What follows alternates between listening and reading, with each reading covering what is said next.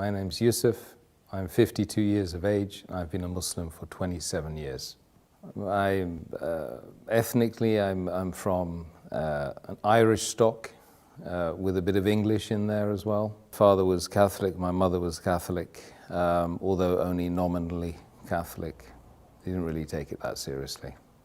We didn't have any religious upbringing at all, no education in terms of religion, and we lived our lives as we saw fit, as our desires took us, we went.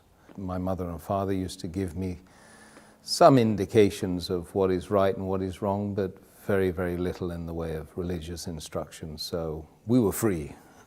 Basically, I left school at the age of 15. I ran away from home at the age of 15. My father had already left home when I was 4, and the last thing I said to my father was, "Dad, you better leave because my mum doesn't like you anymore." You know, so that was the last time I saw him as a child until I was 24. I went to seek him out after that. That was part of the journey for me to find myself, because once I'd left home, I started traveling a lot. I started broadening my horizons, meeting people. I'd always ask lots of very difficult questions, and usually people would, come back to me saying, "Why do you ask so many questions? You're so annoying. Get out of here," you know. But I kept asking questions because my idea was that I'm on this amazing journey with thousands of people around me, millions of people around me, and I should be asking them, like they should be asking me, what's it all about? Where's this journey taking us? You know, has someone got a roadmap? You know, where's the sat-nav? You know, so yeah, I mean, I spent years and years and years asking and traveling and asking again. And I naturally, when I read books on philosophy or religions or the purpose of life, so I started to seek out those people that were writing those books. So I met the Christians, I met the Jews, I met the Buddhists, I met the Hindus, I met everyone apart from Muslims, by the way, because I didn't even know what Muslim was or Islam was at all at that time. I asked the Christian at least once or twice, and they said they didn't know who God was. I met some Hindu worshippers, and they weren't able to answer the simple questions about what the purpose of life was in a very, very simple, easy, understandable, digestible way. So I left them. I met the Buddhists, and I started doing Buddhist meditation for at least 3 months. I was doing, and it made me feel good, you know. So I didn't leave off the Buddhist meditation, but I asked the question. I popped the question one day, and I said to one of the guys who happened to be he happened to be white, Buddhist as well. I asked him, "What's the purpose of life?" So he was stirring his herbal tea at the time, and he got round 15 rounds of stirring, and they tried to answer the question. He said, "To contemplate the supreme nothingness." So I said, "I'm confused." Confused.com. And he's tried to justify why he had evidently mentioned a contradiction in terms. By any stretch of the imagination, it's difficult to imagine something that's supreme and yet absolutely nothing. So he tried to give me the Golden Sutras, and I started reading that, and I couldn't understand it. I didn't think I was a shallow individual who couldn't understand things, because I've been reading a lot. I've been reading Tolstoy and Dostoevsky, Russian authors, and very complex materials in order to try and find the purpose of life, not to try and be big and intelligent, you know. And so this book I couldn't understand. So I said, it can't be the truth, because the truth has to be easily understood by most of the people, if not all the people. So I left that. But I continued doing my Buddhist meditation. So I started looking into the Chinese philosophies, started doing martial arts, I started doing Tai Chi. I did Tai Chi for 3 years. And I was still reading and every ism and every schism and every possible thing which would help me to try and find me, Tim, who am I, you know. And it was a big struggle, massive struggle. So I went off and I was told that, you know, the top 5% of the world, they go to university. I got to Sussex University, studying politics and third world development, because that seemed really interesting to me. But it wasn't the paper, it wasn't the subject, it was the fact I was going there with this top 5% of the world sitting with me. So I got there and I was mortally disappointed because most of them were just out to get drunk and have a hedonistic lifestyle whilst they were away from their family for the first time in their lives. You know. So I was there in the university and I was pushing, prodding, poking everyone again and again and again, trying to find out what this life is, you know. And 99% of the people just don't want to talk about it. This is what I found. You've got to find the 1%. And when you find the 1%, you don't want to leave them, you know. One day, I had a particular female friend that was told me not to bother calling her the day after, you know. So I went to the Islamic Society because I was so confused, and I had a real bust up with her and a fallout with her and an argument, and wanted to know why she kicked me out. Because she said, as she was kicking me out, it's something to do with my religion. And I happened to know she was a Muslim.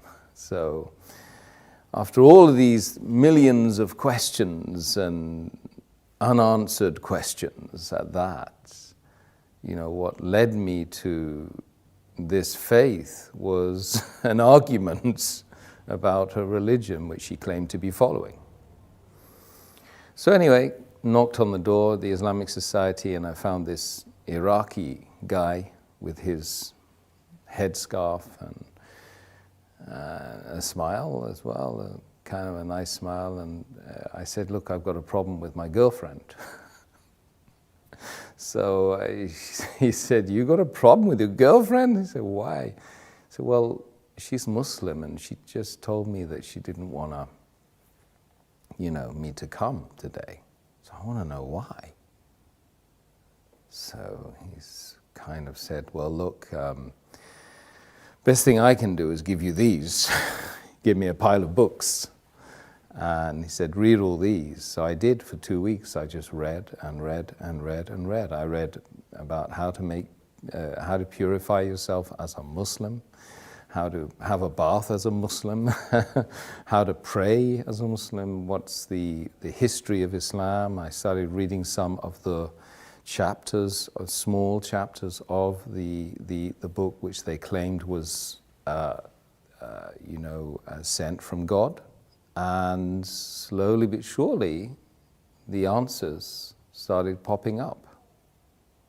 Just miraculously from this incident. Then I discovered, of course, that the month was Ramadan.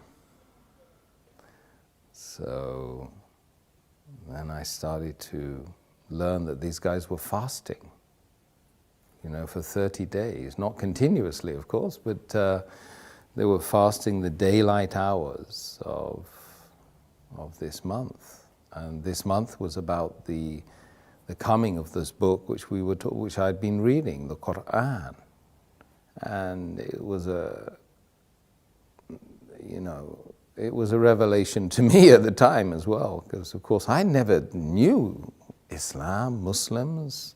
That was the first time I heard about Islam, but I never ever knew that Islam was a way that white, you know, Catholic people like me, growing up in Britain, could possibly accept. I thought it was a religion for brown people and ethnics, you know.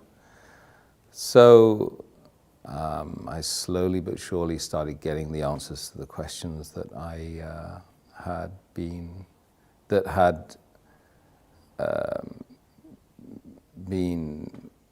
dominant in my life, you know, for that 10 years. And I couldn't sleep. Days and nights would go by where I couldn't sleep. There were moments when, you know, I just think, what's the point of this life without knowing, you know, without having any certainty about a direction, about a purpose? What's the point?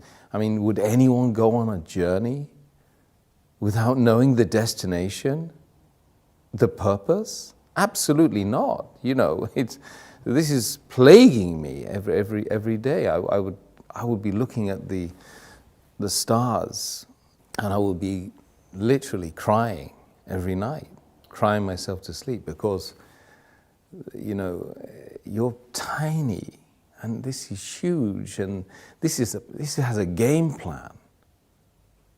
This is more than just you know, a mere coincidence, a mere happening, that's something that's just happened out of nothing. This is by design. And you have to find the purpose. So you come across this book which answers all of the questions. You don't like what you read. Some of it you don't like. But it's kind of good for you, right? You realize it's good for you. And it was probably the third week of Ramadan then. I was reading that, and I was watching these guys. They were fasting and they were praying in that place 5 times a day in that center. And I would join them and I would be doing the prayers with them, but I couldn't really know what was going on, but it felt right. And one day I woke up and I said, look, I'm going to fast today, because the fasting is the thing that really seemed to be very attractive, and it was a challenge for me, and I thought it might help me in the journey. So I prayed, I started fasting that day, and it was like somebody had removed the blindfold, they'd unlocked the door, they'd removed the earmuffs, and I was able to think clearly. And just that moment, on that day, on that time, was the moment when I found Islam. Because, you know, when you're fasting sincerely to find the one that created everyone here and everyone out there and everyone that's going to be created later on, after we go and we leave this planet and leave this journey, is the ultimate sacrifice, when you give off your food and give away the luxuries that you have and the water, and you do it sincerely, seeking the face of the one that created you, is the moment when you found yourself, you know. So that was that day. That was the day, and I hadn't taken what was called the Shahada, or the declaration of faith, because I thought, well, God knows me better, so why would I bother, you know? Anyway, I went on right until the end of Ramadan, and one night I was just super aware of myself, of being like needing to get rid of the past and start something new. It just felt like that. So the whole night I was just like, I was making this ritual ablution, you know, watching, because I was reading it all the time in the books I had with me, and trying to get rid of something that was in the past. And then in the morning, very early in the morning, I just walked. I went up and I started looking for a mosque. I went into a mosque. I got to the top of the stairs and the guy grabbed hold of me and said, look, what's going on? What are you here for? Can we help you? I said, yeah, I've just come to embrace Islam. He said, well, we don't know you. I mean, we've never seen you. What do you know about Islam? I said, I've been reading about Islam for the last 2-3 weeks, in fact, and I've been fasting as well. So they were quite surprised, and they said, well, have you washed? I said, I've been washing the whole night, man. I made the declaration of faith. And then I kind of got hugged by 300 men, you know, and I'd never been hugged by a guy before. Not even my father, I don't think. I remember feeling that it really was a very amazing moment, and it was unlikely that I would feel that way again. That feeling of elation, the feeling of, actually I felt very relieved, because imagine spending 10 years searching and searching for something which you don't even know what that is. It's not like you go on, you search for something, right, which you know, and you pretty much know where you drop that thing. So you've got a very small area that you can check, you know, from home to work, back to school. Yeah, I can retrace the journey. But with something like the purpose of human existence, in a sea of 8 billion people, with millions and millions of potential miles you need to travel, and that took me 10 years. I was 25 or 26 by the time I embraced Islam, and so the feeling was amazing. It was something which is groundbreaking. And then, of course, ever since, you know, we've got all the challenges of being a person who does claim to believe in God.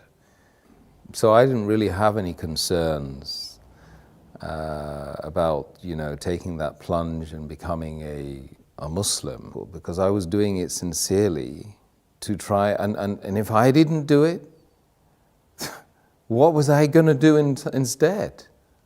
I would, you know, I was destined to fail, to literally become an alcoholic, or to be a person that would just live their life as a hermit. Literally, that's the way I was thinking at the time before I embraced Islam. So I didn't really have any hang-ups about accepting something that was going to really, truly speaking, help me here. It doesn't matter, the external didn't matter to me. At that point, I would do anything to find the truth. And there's a lot of people out there like that in this world. I've met lots of them. And they genuinely good people. You know, they have that feeling in their heart. They really want to spit it out. But really, there's nothing to be fearful of. Rather, that you should be fearful of the fact that you're not being sincere to yourself, true to yourself. That creates mental conditions. There's a lot of people that have psychosis and mental issues because they're not true to themselves. What their heart and their soul is telling them, they're not doing that. And this is, you know, we call it hypocrisy. We mustn't be hypocrites. A community of Muslims practicing the faith of Islam is a family that most people don't have.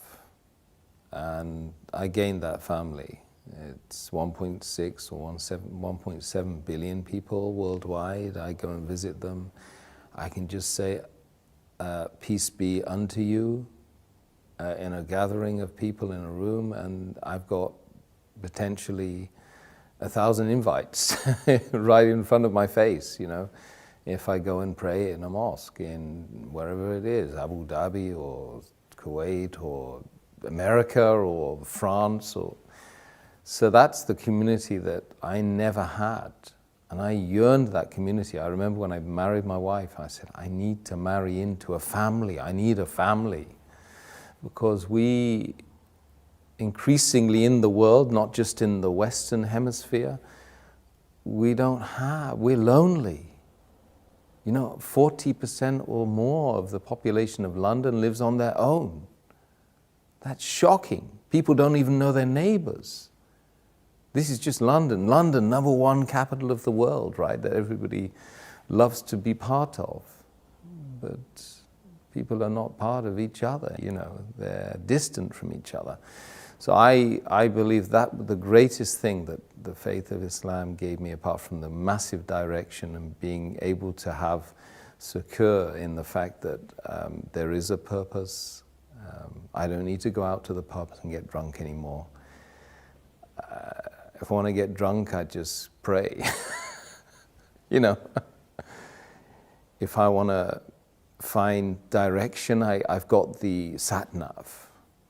I've got the map. If I want to know anything about the faith, I rest assured I can go to someone who knows about the faith, and they will give me direction as well. And I have that massive, beautiful, unending family. And if you find the right members of that family, then you feel great. Let's just be brutally frank. We need to know who we are, where we're going, who created us. We ask ourselves these questions on a daily basis. Even if we don't vocalize it, we certainly think it.